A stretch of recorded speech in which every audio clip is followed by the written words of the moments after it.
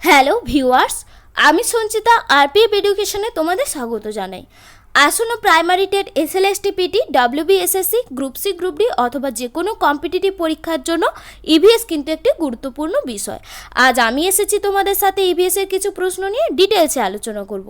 ভিডিওটি কিন্তু খুবই গুরুত্বপূর্ণ হতে চলেছে, তোমরা পুরো ভিডিওটি দেখো এবং পাশে থেকো। দেখো, এখানে আমি টোটাল 30টা প্রশ্ন নিয়ে নিয়েছি। প্রতিটা প্রশ্নই আমি তোমাদের সাথে অপশান সহ ডিটেলসে আলোচনা করব। তার আগে বলে রাখি, তোমরা প্রতিটা প্রশ্নের আনসার দেওয়ার জন্য 3 সেকেন্ড করে সময় নাও এবং তার মধ্যে আনসারটা দেওয়ার চেষ্টা করো। চলো তাহলে শুরু করা যাক। দেখো, আমাদের প্রথম প্রশ্ন রয়েছে, সংকটকালীন হরমোন কাকে বলা হয়? এখানে রয়েছে 4টে অপশান, অ্যাড্রিনালিন, থাইরক্সিন, ইনসুলিন নাকি অক্সিটোসিন। এর মধ্যে কোনটাকে সংকটকালীন হরমোন বলা হয় তোমরা বলো। দেখো, এই প্রশ্নের আনসার হয়ে যাবে অপশান এ, অর্থাৎ অ্যাড্রিনালিন। অ্যাড্রিনালিনকে সংকটকালীন হরমোন কেন বলা হয় জানো? বিভিন্ন মানসিক অবস্থা, অর্থাৎ মনে যখন ভয়, দ্বন্দ্ব এই সমস্ত যখন কাজ করে সেই সময়ে কিন্তু অ্যাড্রিনালিন ক্ষরিত হয়। অ্যাড্রিনালিন কিন্তু এমনি সময় ক্ষরিত হয় না। অ্যাড্রিনালিন এই বিভিন্ন বিশেষ মানসিক অবস্থাতেই ক্ষরিত হয় বলে একে বলা হয় সংকটকালীন হরমোন বা জরুরিকালীন হরমোন। অ্যাড্রিনালিন কোন গ্রন্থি থেকে ক্ষরিত হয় বলো তো? অ্যাড্রিনাল নামক গ্রন্থি থেকে। এটা নোট ডাউন করে রাখো, অনেক সময় দেয় যে অ্যাড্রিনালিন কোন গ্রন্থি থেকে ক্ষরিত হয়, বলবে অ্যাড্রিনাল নামক গ্রন্থি থেকে ক্ষরিত হয় অ্যাড্রিনালিন হরমোন। বোঝা গেল? দেখো, আমরা দেখি বাকি অপশানগুলোতে রয়েছে। দেখো, থাইরক্সিন। থাইরক্সিন কী কাজ করে? আমাদের দেহে যে শক্তি উৎপাদন হয় সেই শক্তি উৎপাদনকে প্রভাবিত করে থাইরক্সিন। আর ইনসুলিন কী কাজ করে? ইনসুলিন কাজ করে রক্তে গ্লুকোজের মাত্রাকে ঠিক রাখে। ইনসুলিন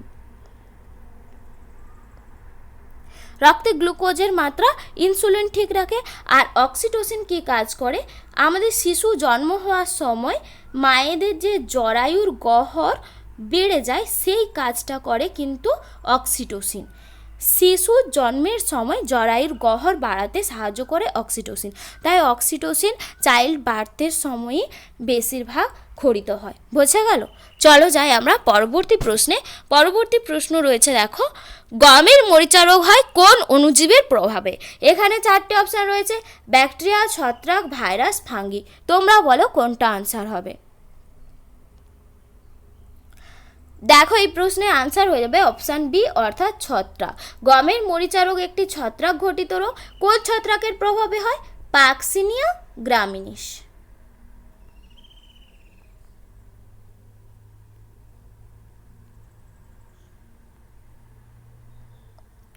পাক্সিনিয়া গ্রামিনিস এই ছত্রাকের প্রভাবে কিন্তু গমের মরিচা রোগ হয়।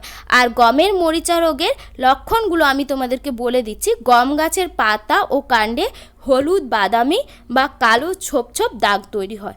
বোঝা গেল? চলো যাই পরবর্তী প্রশ্নে। পরবর্তী প্রশ্ন রয়েছে, দেখো, বাড়ির কাজে ব্যবহৃত ফিনাইল নিম্নলিখিত দ্রব্য সম্পর্কিত। বাড়ির কাজে যে ফিনাইল ব্যবহৃত হয় সেটি কোন দ্রব্যের সঙ্গে সম্পর্কিত? এখানে 4টে অপশান রয়েছে, methyl alcohol, tartaric acid, benzene নাকি স্যালিসাইলিক অ্যাসিড। তোমরা বলো কোনটা আনসার হয়ে যাবে। দেখো, এই প্রশ্নের আনসার হয়ে যাবে অপশান সি, অর্থাৎ বেনজিন। ফিনাইল কিন্তু বেনজিন ঘটিত যৌগ। বোঝা গেল? চলো আমরা যাই পরবর্তী প্রশ্নে। পরবর্তী প্রশ্ন রয়েছে, দেখো, সোডিয়াম পরমাণুতে নিউট্রন সংখ্যা কত? এখানে সোডিয়ামের দেওয়া রয়েছে 11 আর 23। এই যে পরমাণুতে নিউট্রন সংখ্যা কত? এখানে 4টে অপশান রয়েছে, 11, 12, 23, 34। তোমরা বলো কোনটা আনসার হবে। দেখো, এই প্রশ্নে আনসার হয়ে যাবে 12। এখানে আমি তোমাদেরকে বলে রাখি, এই যে 23 হচ্ছে ভর সংখ্যা। ভর সংখ্যা কিসের সঙ্গে সমান? নিউট্রন সংখ্যা প্লাস প্রোটন সংখ্যার সঙ্গে সমান হয়। আর এখানে যে দেওয়া রয়েছে 11 হচ্ছে গিয়ে অ্যাটমিক নাম্বার বা পারমাণবিক সংখ্যার সঙ্গে সমান হয়। পারমাণবিক সংখ্যাটা আবার প্রোটন সংখ্যার সঙ্গে সমান হয়।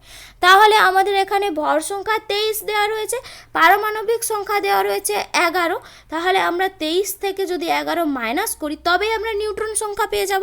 তাহলে 23 থেকে 11 মাইনাস করলে আমাদের আনসার হয়ে যাচ্ছে 12। বোঝা গেল? চলো আমরা যাই পরবর্তী প্রশ্নে। পরবর্তী প্রশ্ন রয়েছে দেখো, প্রেসার কুকারে কোন ধর্মকে কাজে লাগানো হয়? এখানে 4টে অপশান রয়েছে। চাপ বাড়ালে স্ফুটনাঙ্ক বাড়ে, চাপ কমালে স্ফুটনাঙ্ক কমে, চাপ বাড়ালে স্ফুটনাঙ্ক কমে, চাপ কমালে স্ফুটনাঙ্ক বাড়ে। তোমরা বলো কোনটা আনসার হবে? দেখো এই প্রশ্নের আনসার হয়ে যাবে অপশান এ, অর্থাৎ চাপ বাড়ালে স্ফুটনাঙ্ক বাড়ে।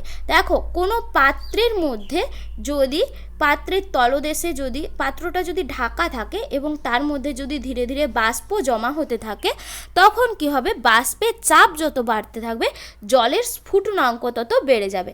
জলের স্ফুটনাঙ্ক সাধারণত আমরা জানি 100 ডিগ্রি সেন্টিগ্রেড, কিন্তু জলের পাত্রের মধ্যে যদি বাষ্পের চাপ বাড়ে তখন কি হয়, জলের স্ফুটনাঙ্ক 100 ডিগ্রি থেকে বেশি হয়ে যায়। তার ফলে কি হয়, জল যদি বেশি ডিগ্রি সেন্টিগ্রেড উষ্ণতায় ফুটতে শুরু করে তখন কি হয়, এই পাত্রের মধ্যে যে সমস্ত খাদ্যবস্তু থাকে সেগুলো তাড়াতাড়ি সিদ্ধ হয়ে যায়। এই ধর্মকেই প্রেসার কুকারে কাজে লাগানো হয়, মনে রাখবে। চলো আমরা যাই পরবর্তী প্রশ্নে। পরবর্তী প্রশ্ন রয়েছে দেখো, কোন তাপমাত্রায় সেন্টিগ্রেড ও ফারেনহাইট স্কেলের মান সমান হয়? এখানে 4টে অপশান রয়েছে, 0 degree, 40 degree centigrade, -40 degree, 20 degree. এই যে 4টে অপশান, এর মধ্যে কোনটাতে সেন্টিগ্রেড আর ফারেনহাইট স্কেলের পার্ট একই হয়? তোমরা বলো। দেখো এই প্রশ্নে আনসার হয়ে যাবে অপশান সি, অর্থাৎ -40 ডিগ্রি সেন্টিগ্রেড। এখানে সেন্টিগ্রেড আর ফারেনহাইট স্কেলে একটা সূত্র রয়েছে, C/5 = F -32/9। আমরা যদি এই সূত্রে পুট করি, এখানে দেখো এফ কন্ডিশানে দেওয়া আছে F = C হতে হবে, অর্থাৎ ফারেনহাইটের মান সেন্টিগ্রেড স্কেলের মানের সমান হতে হবে। এখানে আমরা এফের জায়গায় সি বা সি এর জায়গায় যদি এফ বসিয়ে দিই, তাহলে আমরা এটা ক্যালকুলেশন করলে পেয়ে যাব সি সমান হয়ে যাবে -40 ডিগ্রি সেন্টিগ্রেড। এটা কিন্তু ফারেনহাইট স্কেলেও একই আর সেন্টিগ্রেড স্কেলেও একই হয়, এটা মনে রাখবে, ক্যালকুলেশনটা তোমরা করে নেবে। এই যে সূত্রটা, এই সূত্র দিয়ে আমরা কিন্তু যে কোনো মান পেয়ে যেতে পারি। যদি সেন্টিগ্রেডে দেওয়া থাকে তবে ফারেনহাইটের মান পেয়ে যাব, ফারেনহাইটে দেওয়া থাকলে সেন্টিগ্রেডের মান পেয়ে যাব, এই সূত্র দিয়ে। বোঝা গেল? চলো যাই আমরা পরবর্তী প্রশ্নতে। পরবর্তী প্রশ্ন রয়েছে দেখো, লেড পেন্সিলে কত % লেড থাকে? এখানে 4টে অপশান রয়েছে, 10 থেকে 20%, 30 থেকে 40%, 20 থেকে 30%, 0%। তোমরা বলো কোনটা আনসার হবে? দেখো এই প্রশ্নের আনসার হয়ে যাবে অপশান ডি, অর্থাৎ 0%। লেড পেন্সিলে কিন্তু লেড থাকে না, এটা মনে রাখবে। লেড পেন্সিলে লেড থাকে না, তার পরিবর্তে কি থাকে, গ্রাফাইট থাকে। পেন্সিলের যে সিস্টটা তৈরি হয় ওটা কিন্তু গ্রাফাইট দিয়ে তৈরি হয়, ওটা কিন্তু লেড দিয়ে হয় না। বোঝা গেল? চলো যাই পরবর্তী প্রশ্নে।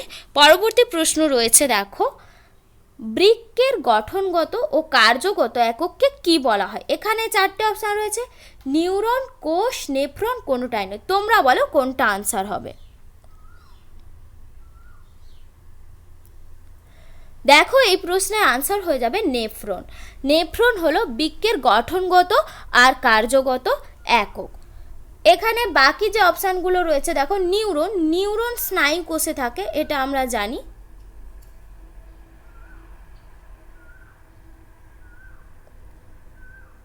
স্নায়ু কোষে নিউরন থাকে। আর কোষ আমাদের দেহে থাকে, দেহের গঠনগত আর কার্যগত একক কোষ।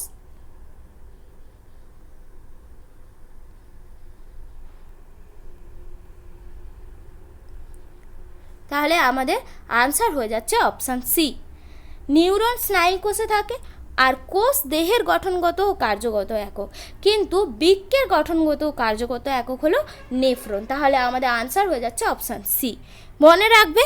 চলো যাই পরবর্তী প্রশ্নে। পরবর্তী প্রশ্ন রয়েছে দেখো,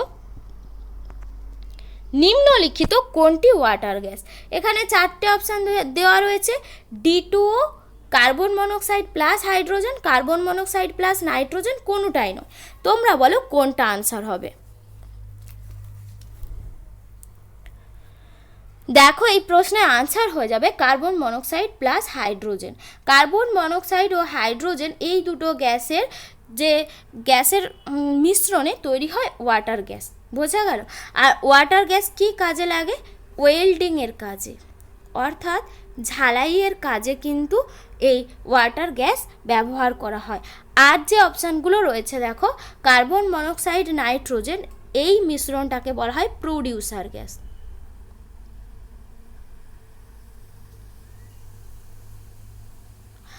আর রয়েছে দেখো D2O। D2O হলো কি হেভি ওয়াটার বা ভারী জল যেটাকে বলা হয়। তাহলে বোঝা গেল সবগুলো অপশান, আর আমাদের আনসার হয়ে যাচ্ছে অপশান বি। তাহলে ওয়াটার গ্যাস কী কাজে লাগে? ওয়েল্ডিংয়ের কাজ বা ঝালাইয়ের কাজে ব্যবহৃত হয়। বোঝা গেল? চলো যাই পরবর্তী প্রশ্নে। পরবর্তী প্রশ্ন রয়েছে দেখো, ধোঁয়ার প্রধান উপাদান কি? এখানে 4টে অপশান রয়েছে, PPN and PBN, oxygen, PAN, both. মানে অক্সিজেন আর PAN বোথ। বলো এখানে কোনটা আনসার হবে? দেখো এই প্রশ্নের আনসার হয়ে যাবে অপশান ডি, অর্থাৎ O2 প্লাস PAN বোথ। এই যে PAN এর ফুল ফর্ম কি বলো তো? পার অক্সি অ্যাসিটাইল নাইট্রেট। মনে রাখবে, পারঅক্সি অ্যাসিটাইল নাইট্রেট এই PAN এর ফুল ফর্ম। অক্সিজেন আর PAN দুটোই কিন্তু ধোঁয়াশাতে থাকে। এই দেখো এখানে এই যে ধোঁয়াশা কোথাটায় এসেছে? কিন্তু ধোঁয়াযুক্ত কুয়াশা থেকে। ধোঁয়াযুক্ত কুয়াশা।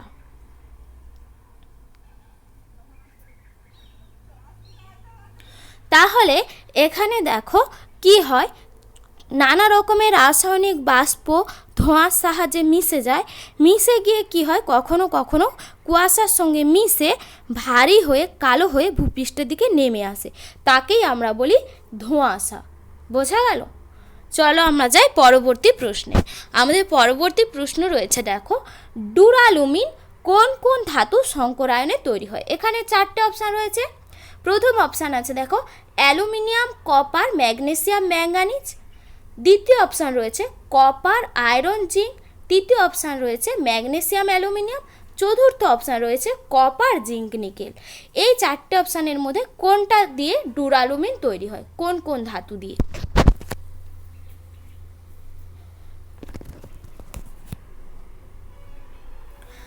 দেখো এখানে আমাদের আনসার হয়ে যাবে অপশান এ, অর্থাৎ অ্যালুমিনিয়াম, কপার, ম্যাগনেসিয়াম, ম্যাঙ্গানিজ, এইগুলো দিয়ে আমাদের ডুরালুমিন ধাতু তৈরি হয়। এই 4টে ধাতু সংকরায়নে ডুরালুমিন ধাতু তৈরি হয়। দেখো ডুরালুমিন ধাতু কি কাজে লাগে? এয়ারক্রাফটের ফ্রেম তৈরি করতে ব্যবহৃত হয়। এয়ারক্রাফটের ফ্রেম বলতে এই যে বিমান হয়, বিমানের যে ফ্রেম বা কাঠামো তৈরি করতে কিন্তু ডুরালুমিন ধাতু ব্যবহার করা হয়। বোঝা গেল? চলো আমরা যাই পরবর্তী প্রশ্নে। পরবর্তী প্রশ্ন রয়েছে দেখো, সাইট্রাস ফ্রুট হলো, এই নিচের মধ্যে কোনটাকে সাইট্রাস ফ্রুট বলা হয়? লেবু, আঙুর, আপেল, টমেটো। তোমরা বলো কোনটা আনসার হয়ে যাবে? দেখো এই প্রশ্নে আনসার হয়ে যাবে অপশান এ, অর্থাৎ লেবু। লেবুর মধ্যে সাইট্রিক অ্যাসিড পাওয়া যায়। যে কোনো ধরনের লেবু হতে পারে, লেবুর মধ্যে সাইট্রিক অ্যাসিড পাওয়া যায় বলে একে বলা হয় সাইট্রাস ফ্রুট। বোঝা গেল? চলো যাই পরবর্তী প্রশ্নে। পরবর্তী প্রশ্ন রয়েছে দেখো, বিটি কটন কোনটি থেকে নিজেকে প্রতিরোধ করতে পারে? এখানে 4টে অপশান রয়েছে, লবণ, জৈব সার, পতঙ্গ, শুষ্ক পরিবেশ। এই 4টের মধ্যে কোনটা থেকে বিটি কটন নিজেকে প্রতিরোধ করতে পারে? তোমরাও বলো।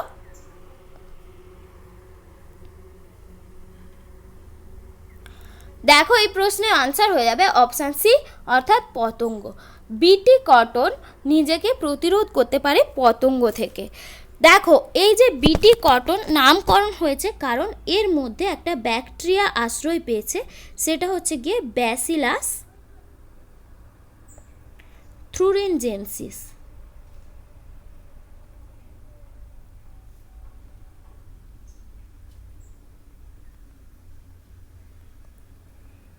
এই যে ব্যাকটেরিয়াটা, এই কটন বা তুলা গাছের মধ্যে আশ্রয় পেয়েছে। এই ব্যাসিলাস থ্রুরিনজেন্সির একটা জিন আছে, সেই জিনটার নাম বিটি। এই বিটি জিন কি করে, এক ধরনের ক্রিস্টাল প্রোটিন নামক টক্সিন পদার্থ ক্ষরণ করে।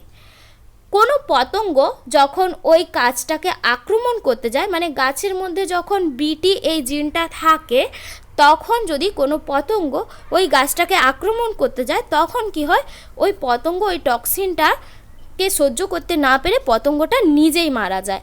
এই জন্য বিটি যে ক্রপগুলো হয়, শুধু বিটি কটন হয় না, বিটির অনেক হয়, বিটির কিন্তু টমেটো হয়, আলু হয়, এইগুলো কিন্তু সবই কিন্তু নিজেকে পতঙ্গ থেকে প্রতিরোধ করতে পারে।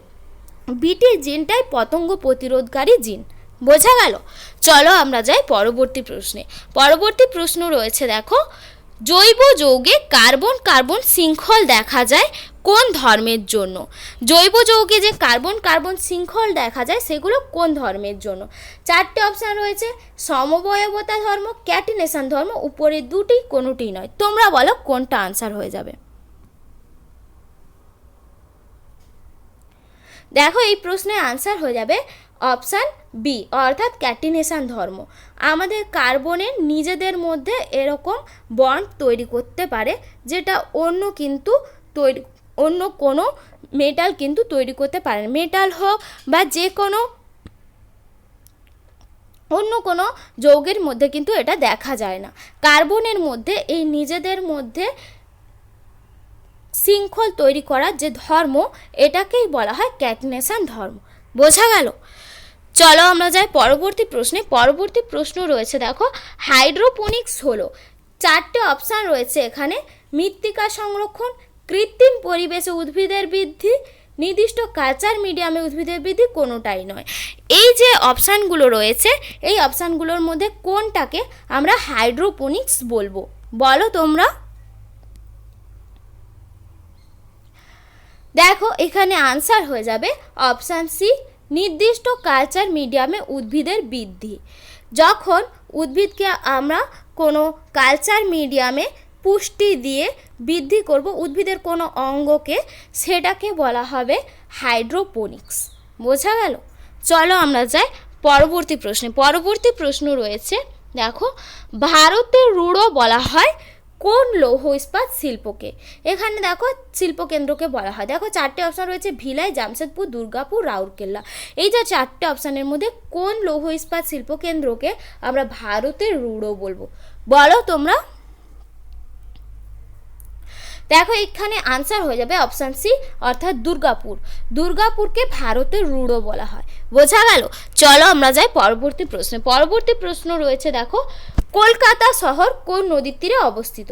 এখানেও 4টে অপশান রয়েছে, গঙ্গা, হুগলি, যমুনা, রূপনারায়ণ। এই 4টে নদীর মধ্যে কোন নদীর তীরে কলকাতা শহর অবস্থিত, তোমরা বলো। দেখো, এখানে আনসার হয়ে যাবে অপশান বি, অর্থাৎ হুগলি।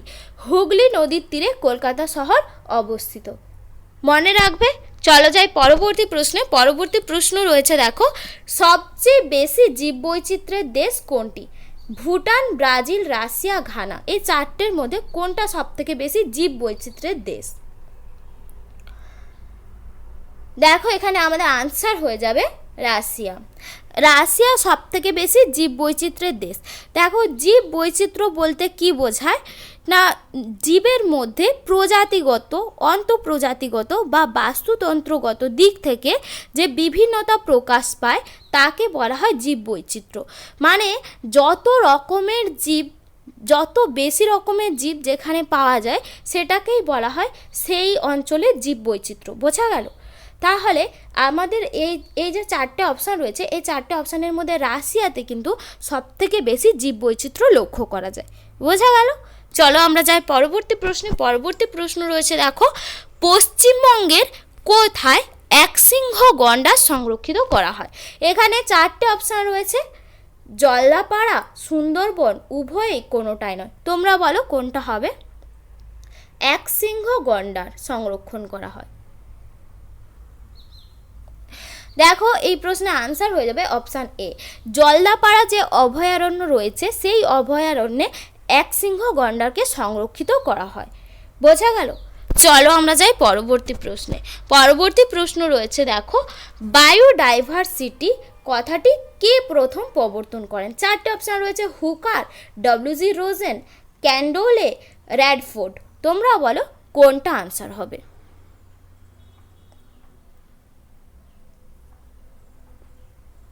দেখো এখানে আনসার হয়ে যাবে অপশান বি, অর্থাৎ ডব্লিউ.জি. রোজেন 1985 খ্রিস্টাব্দে বায়োডাইভার্সিটি এই কথাটি প্রবর্তন করেছিলেন।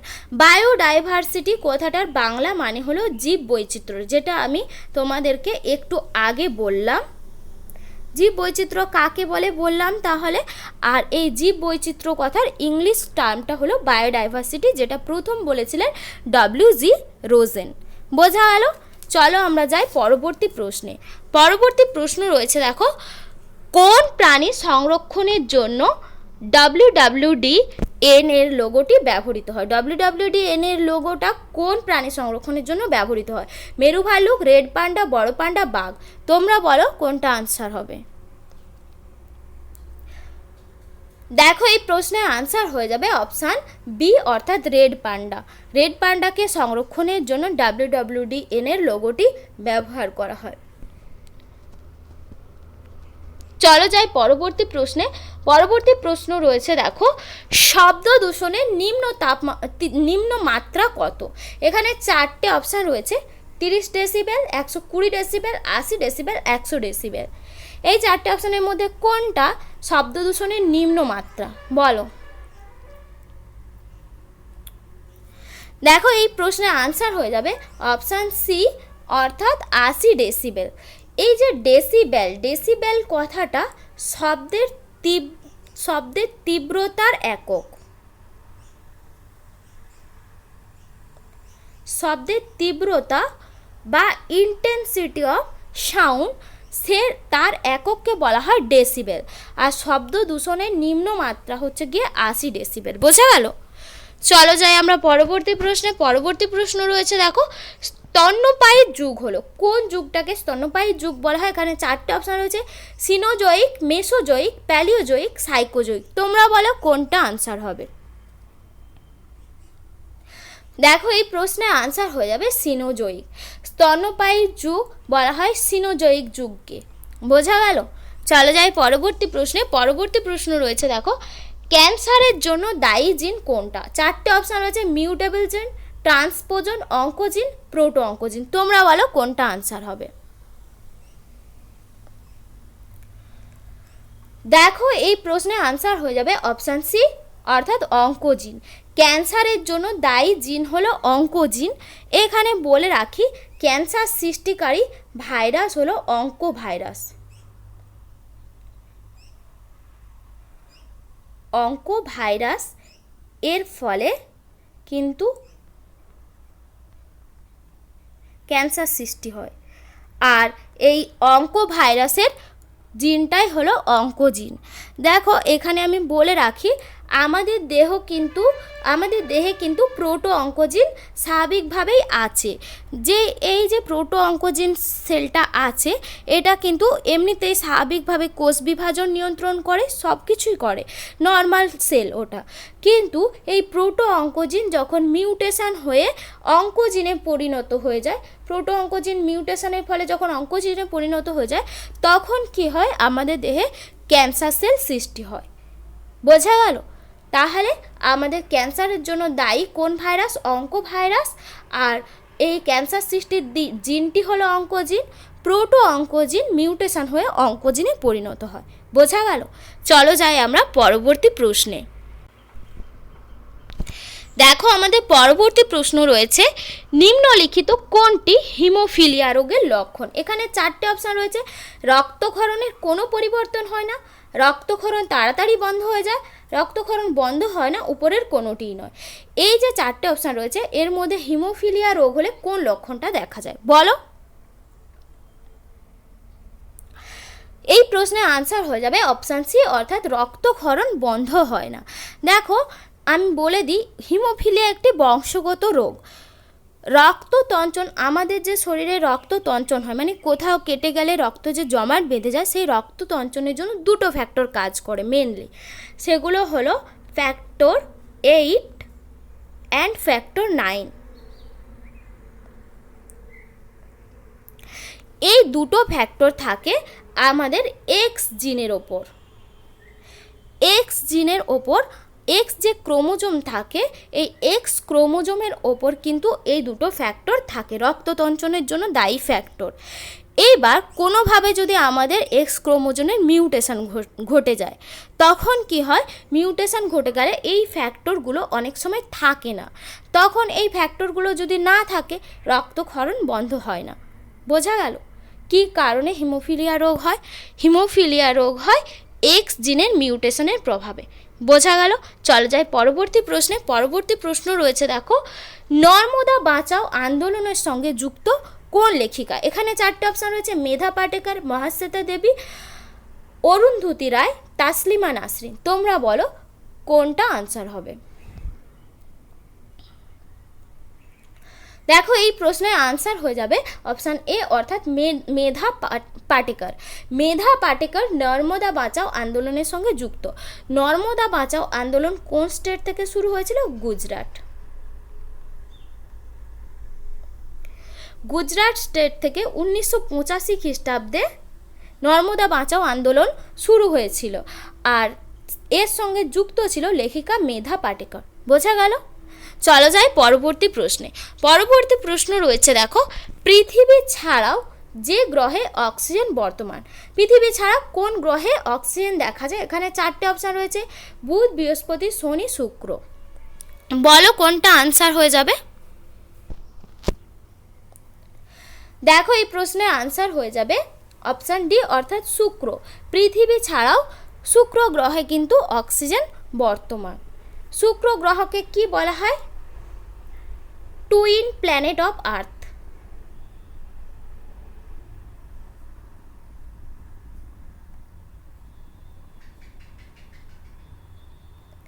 মনে রাখবে, অর্থাৎ পৃথিবীর যমজ গ্রহ বলা হয় শুক্র গ্রহকে। বোঝা গেল, এটাও মনে রাখবে।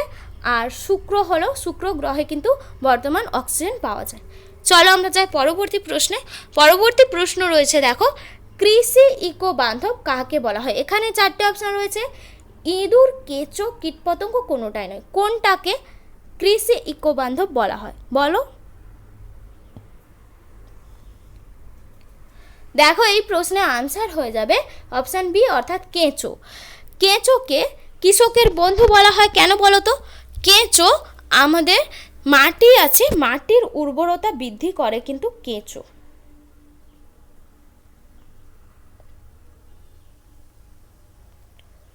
মাটির উর্বরতা কেঁচো বৃদ্ধি করে বলে একে বলা হয় কৃষি ইকো বান্ধব। বোঝা গেল। চলো যাই আমরা পরবর্তী প্রশ্নে। আমাদের পরবর্তী প্রশ্ন রয়েছে, দেখো, পৃথিবীর যে অঞ্চলকে লিথোস্ফিয়ার বলা হয়। এখানে 4টে অপশান রয়েছে, বায়ুমণ্ডল, মৃত্তিকা, জল, ভূপৃষ্ঠ। তোমরা বলো কোনটা আনসার হবে। দেখো এই প্রশ্নের আনসার হয়ে যাবে লিথোস্ফিয়ার, কিন্তু আমাদের ভূপৃষ্ঠকে বলা হয়। ঠিক আছে। লিথোস্ফিয়ার দুটো গ্রিক শব্দ থেকে এসেছে, একটা লিথোস যুক্ত স্ফিয়ার। এই লিথোস কথাটার অর্থই হলো কিন্তু রক। আর আমাদের ভূপৃষ্ঠ তো বিভিন্ন শিলা দিয়েই তৈরি হয়, তাই তো, এর জন্য আমাদের ভূপৃষ্ঠকে লিথোস্ফিয়ার বলা হয়। বোঝা গেল। চলো আমরা যাই পরবর্তী প্রশ্ন, অর্থাৎ আজকে আমাদের শেষ প্রশ্ন। দেখো আমাদের শেষ প্রশ্নে রয়েছে, ওজন হলে নামকরণ করেন কোন?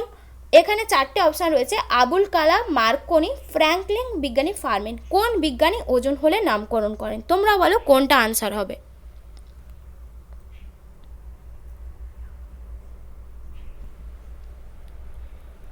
দেখো আমাদের এখানে আনসার হয়ে যাবে অপশান ডি, অর্থাৎ বিজ্ঞানী ফার্মেন ওজন হলে নামকরণ করেন। দেখো এই আমাদের রয়েছে ভূপৃষ্ঠ।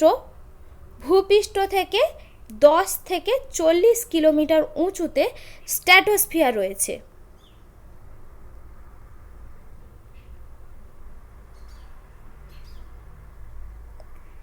এই স্ট্র্যাটোস্ফিয়ার অঞ্চলে কি হয়, ওজোন গ্যাসের একটা লেয়ার থাকে। ওজোন গ্যাসের সংকেত কি? O3। ওজোন গ্যাসের লেয়ার থাকে। এই স্ট্র্যাটোস্ফিয়ারে ওজোন গ্যাসের লেয়ার ধীরে ধীরে অবক্ষয় হতে শুরু করছে, অর্থাৎ ধীরে ধীরে ওজোন লেয়ারটা পাতলা হতে শুরু করছে। এটা প্রথম লক্ষ্য করেছিলেন বিজ্ঞানী ফারমেন, আর তিনি ওটাকে নামকরণ করেছিলেন ওজোন হোল। বোঝা গেল? চলো আমরা যাই। চলো আমাদের তাহলে আজকে এ পর্যন্তই, আবার দেখা হবে পরবর্তী কোনো ভিডিওতে। ততক্ষণ তোমরা সবাই ভালো থেকো, আর ভিডিওটি যদি ভালো লেগে থাকে তবে লাইক কমেন্ট করো, বন্ধুদের সাথে শেয়ার করো। আর এই প্রশ্নের পিডিএফটি যদি পেতে চাও তাহলে জয়েন করো আমাদের টেলিগ্রাম চ্যানেল অলটেড পিটিতে। লিঙ্ক আমাদের ডেসক্রিপশান বক্সে দেওয়া রয়েছে। আর চ্যানেলে যদি তোমরা নতুন হও, চ্যানেলটিকে সাবস্ক্রাইব করে পাশে থাকা বেল আইকনে ক্লিক করে রাখো, তবে সবার প্রথমে তোমরা আমার ভিডিও দেখতে পাবে। তোমরা সবাই ভালো থেকো, পাশে থেকো। টাটা। আজ এ পর্যন্তই, আবার পরবর্তী ভিডিওতে দেখা হবে।